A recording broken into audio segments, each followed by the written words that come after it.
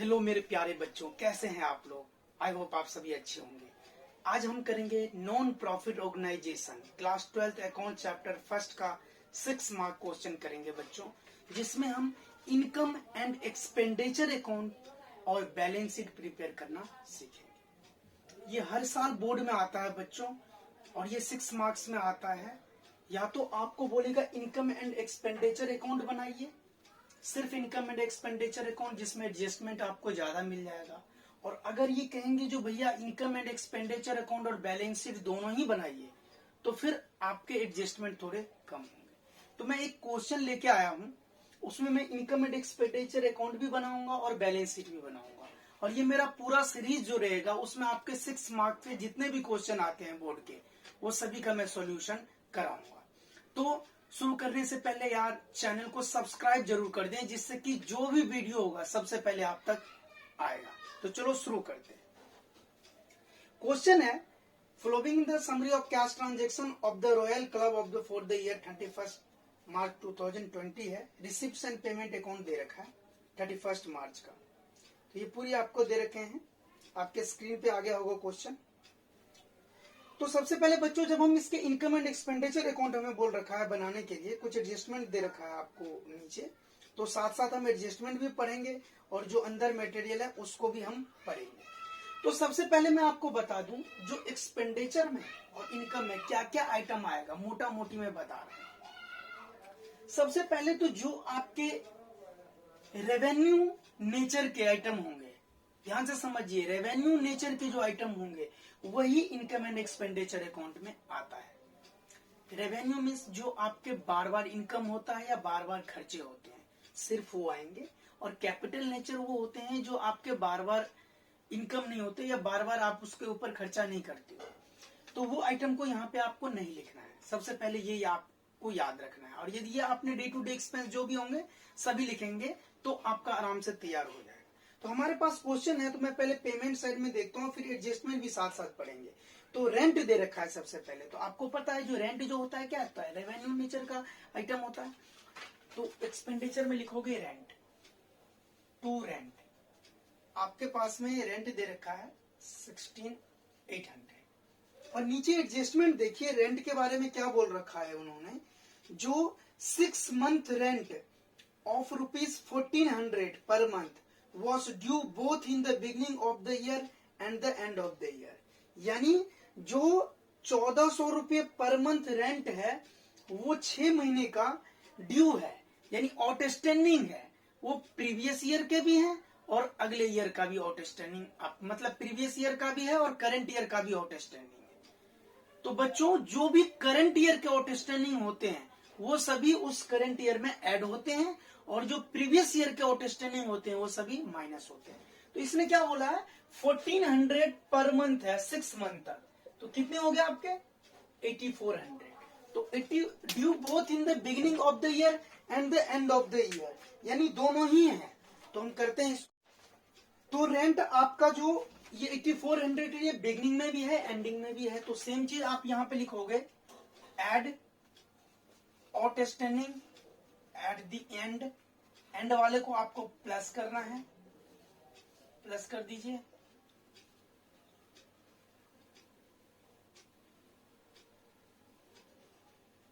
और लेस भी कर दीजिए बिगिनिंग वाले का।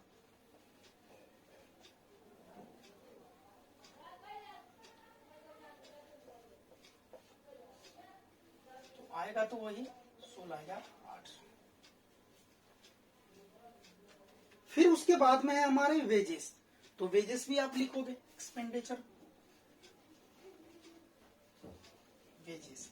वेजेस है बच्चे 24,500। एडजस्टमेंट में नीचे साथ साथ बच्चों देखते रहना, जिसके ऊपर है इलेक्ट्रिसिटी चार्ज है 7200 लिखोगे।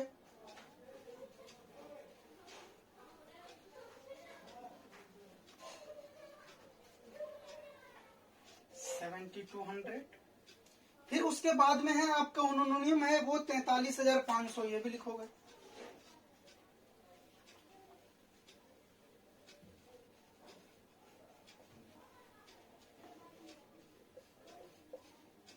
फिर उसके बाद में है बच्चों बुक्स।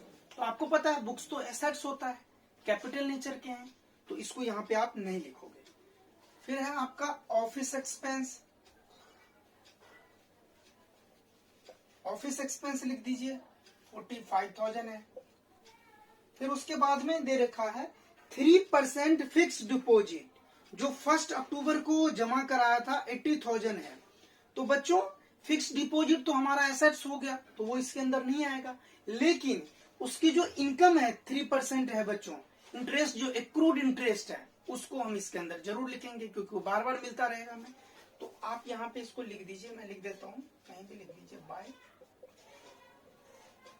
Accrued interest. अब ये कितना होगा बच्चों, कितना दे रखा है आपको, 80,000 है, उसका 3% और 6 मंथ का, क्योंकि बच्चों अक्टूबर का दे रखा है तो 6 मंथ का आ जाएगा 1200, ये भी लिख दीजिए। फिर उसके बाद में बैलेंस शीट, बैलेंस शीट ये नहीं आएगा बच्चों, cash in and cash at bank यहाँ। फिर उसके बाद में आ जाते हैं बच्चों इनकम के साइड में, तो ये है एंट्रेंस फीस, तो आप लिखोगे एंट्रेंस फीस। एंट्रेंस फीस है आपका 25,500।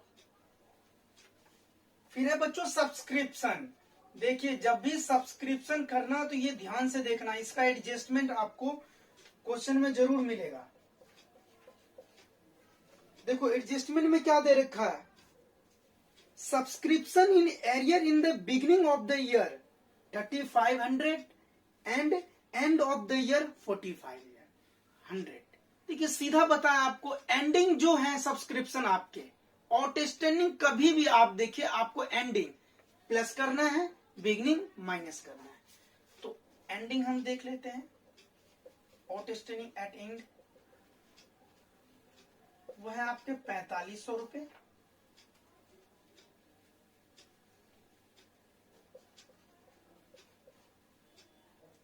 और बिगिनिंग है आपके, बिगिनिंग को माइनस कर दोगे,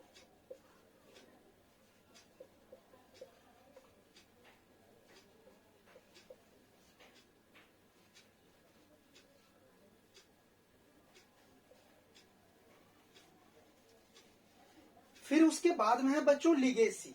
देखिए लिगेसी के लिए बच्चों जब भी क्वेश्चन में लिगेसी दे रखा है तो आप नीचे एडजस्टमेंट में जरूर देखिए जो कहीं लिगेसी को कैपिटलाइज तो नहीं माना गया। लिगेसी में वसीयत होता है बच्चों, उससे जो भी है तो वो आपको देखना पड़ेगा। यदि क्वेश्चन में कुछ भी नहीं मेंशन है लिगेसी के बारे में तो उसको हम रेवेन्यू नेचर का आइटम मानेंगे और इसको हम इनकम एंड एक्सपेंडिचर अकाउंट में लिखेंगे।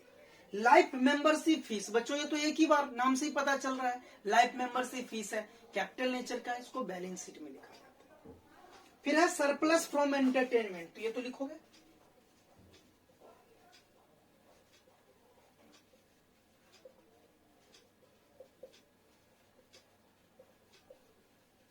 तो ये लिख दीजिए आपका कितना है 56। नीचे देख लिए बच्चों कोई भी इसके और कोई एडजस्टमेंट। फिर देखिए डेप्रिसिएशन है नीचे, जो वो डेप्रिसिएशन है आपका फर्नीचर पे 5,000 और बुक्स पे 11,300, तो लिखोगे टू डेप्रिसिएशन ऑन आपका फर्नीचर पे है और बुक्स पे है।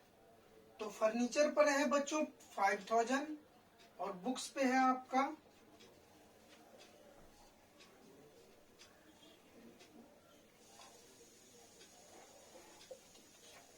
बस बच्चों यही है आपके इनकम एंड एक्सपेंडिचर के सारे आइटम।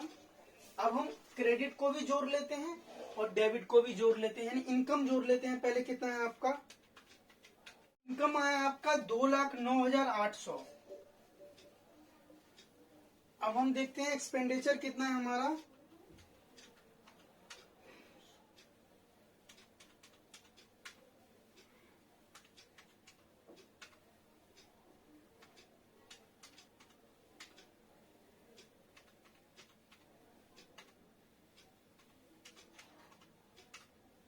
यह है बच्चों 1,53,300 इनकम। इसमें से यानी हमारा जो है इनकम ज्यादा, तो आप 209,800 में से ये माइनस कर दोगे तो बच्चों आपका आएगा 2 सरप्लस सरप्लस आ जाएगा बच्चों आपका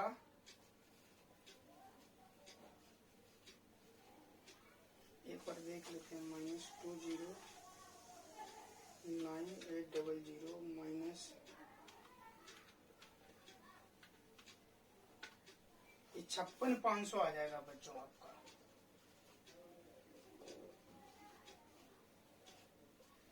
तो ये आपके आ जाएंगे सरप्लस। अब हमने income and expenditure account prepare कर लिया है। अब हम बनाएंगे ओपनिंग बैलेंस शीट, जहां से हम कैपिटल फंड निकालेंगे। तो चलो ओपनिंग बैलेंस शीट बनाते हैं बच्चों, और ये आपको वर्किंग नोट में बनाना पड़ेगा, ये याद रखना। तो ओपनिंग बैलेंस शीट सबसे पहले आप ऊपर बैलेंस में देखिए, टू बैलेंस बीडी दिया रहता है, वहीं से हमें स्टार्ट करना है। तो कितना दे रखा है ये, कैश इन हैंड वो हमें दे रखा है 10,000, और कैश एट बैंक वो हमें दे रखा है किस 900।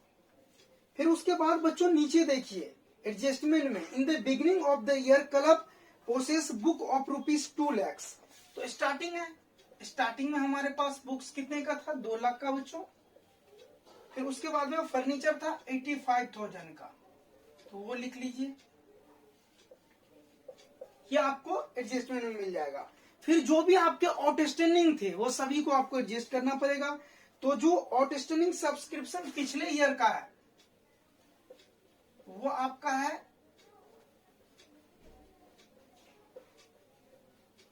3,500 का बच्चों।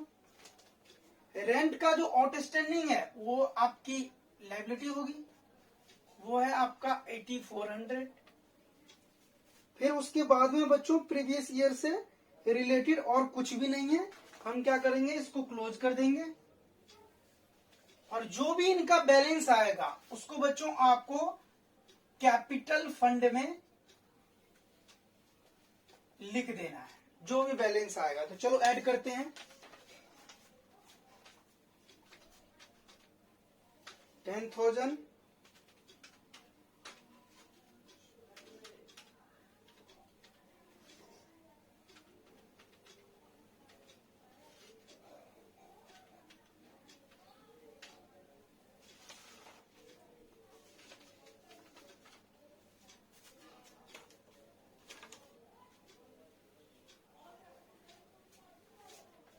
यह बच्चों आपका 3,20,400, 3,20,400। इसमें से ये माइनस कर दोगे तो आपका कैपिटल फंड आ जाएगा 3,12,000।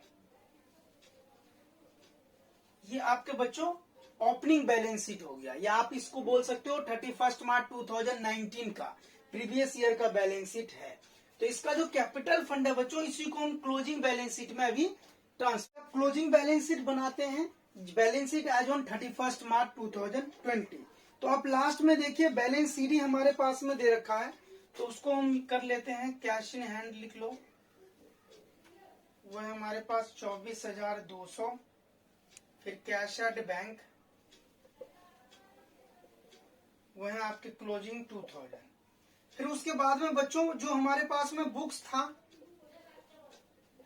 वो पहले से 2 लाख रुपए है, ऐड कर दोगे। देखो इनकम आप यहाँ पे देखना, पेमेंट साइड में रिसिप्शन पेमेंट अकाउंट में बुक्स है 21,300, यानी हमने परचेज किए हैं बुक्स 21,300, तो ऐड कर दो परचेज।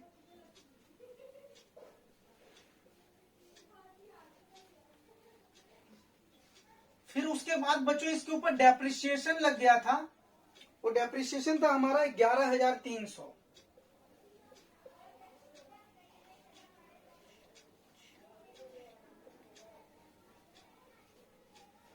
फिर उसके बाद में है बच्चों फर्नीचर है हमारे पास में, फर्नीचर है बच्चों 85,000 का, इसमें भी डेप्रिसिएशन लग गया था, तो आप डेप्रिसिएशन माइनस कर दीजिए। ये था 5,000 इस पे, तो ये हो गया 80,000। फिर उसके बाद में हमारा फिक्स डिपॉजिट था,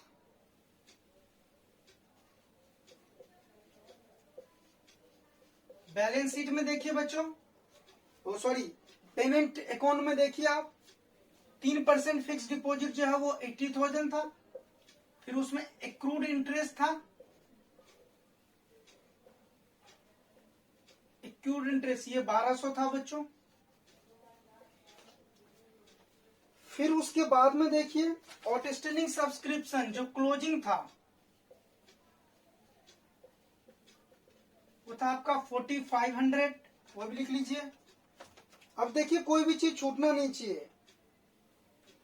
अब इस तरफ आ जाइए, रेंट आउटस्टैंडिंग था वो था हमारा 8400। उसके बाद आपका लाइफ मेंबरशिप फीस,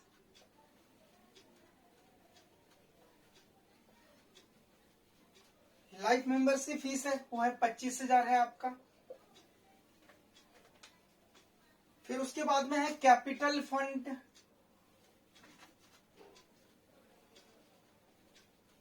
जो आपने ओपनिंग बैलेंस शीट बनाई है वहां से आपको कैपिटल फंड मिल जाएगा 3,12,000। अब इसी में देखिए, इसी में जो आपका सरप्लस हुआ है वो आपको ऐड करना है, और डेफिशिएट होता तो हम उसको माइनस करते। तो सरप्लस आया था हमारा 56,500। तो ये हो गया आपका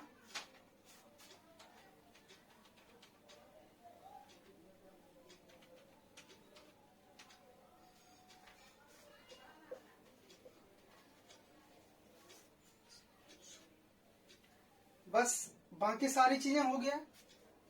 तो आप इसको ऐड कर लीजिए पूरे को। इस तरफ आ जाएगा आपका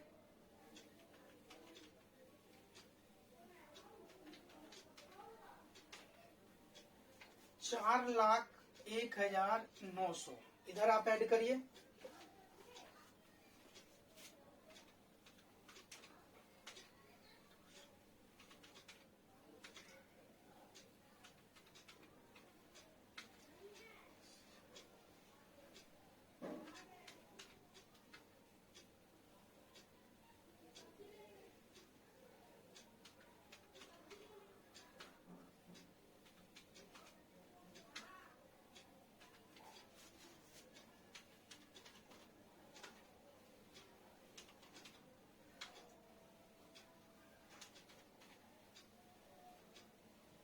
तो ये भी आ गया बच्चों आपका 4,01,900। तो बच्चों इस तरीके से आपको ये एनपीओ का सवाल बनाना है। बहुत इजी है, थोड़े कंसेप्ट वाइज करते रहिएगा। और मैं इसका अभी 2-4 क्वेश्चन और कराऊंगा जो 6 मार्क्स वाले, इसमें आपके सारी चीजें क्लियर हो जाएगी। तो बहुत बहुत धन्यवाद। आई होप आप लोगों को वीडियो अच्छा लगा होगा। अच्छा लगा हो तो यार सब्सक्राइब जरूर कर देना, जिससे कि सारी वीडियो सबसे पहले आप तक पहुंचे। बहुत बहुत धन्यवाद।